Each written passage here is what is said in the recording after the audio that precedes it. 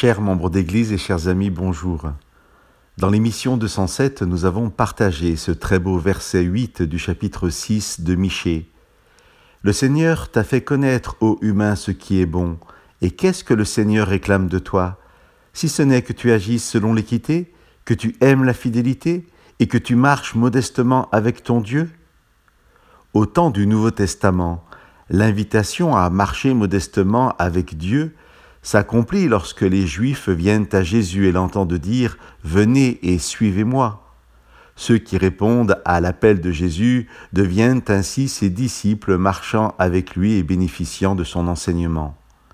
Dans l'émission 207 donc, je vous invitais à marcher humblement avec Jésus, ce qui pour nous aujourd'hui est une invitation à découvrir son enseignement et à le mettre en pratique dans nos vies, avec cette assurance que la promesse de Jésus que nous trouvons à la toute fin de l'évangile de Matthieu est une réalité accessible à celui qui croit. Jésus dit dans ce passage « Voici, je suis avec vous tous les jours jusqu'à la fin des temps ». Cette promesse de Jésus donnée après sa résurrection fait écho à plusieurs autres données avant sa mort et que nous pouvons lire dans l'évangile de Jean des chapitres 14 à 16. « Je ne vous laisserai pas orphelins, je vous enverrai l'Esprit Saint, il vous conduira dans toute la vérité. » Chers amis, c'est donc par son Esprit que Jésus réalise sa promesse d'être avec nous à chaque instant, de nous accompagner sur notre chemin. Il peut sembler contradictoire, suivant les passages de la Bible que nous prenons, qu'à la fois Jésus nous promette de nous accompagner sur notre chemin et qu'à la fois il nous invite à le suivre sur le sien. Mais loin de s'opposer, ces deux images du chemin se complètent, ne parlant pas tout à fait de la même réalité.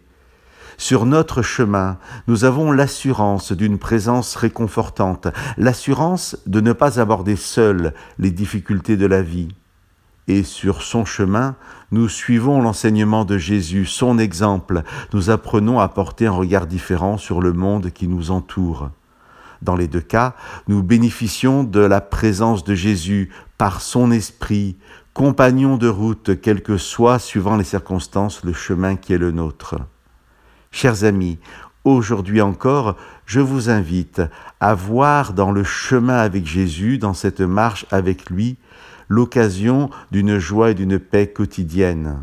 Cela ne veut pas dire que nous connaîtrons assurément une vie sans obstacles, sans difficultés, et parfois, sur ces chemins différents, le paysage pourra nous surprendre.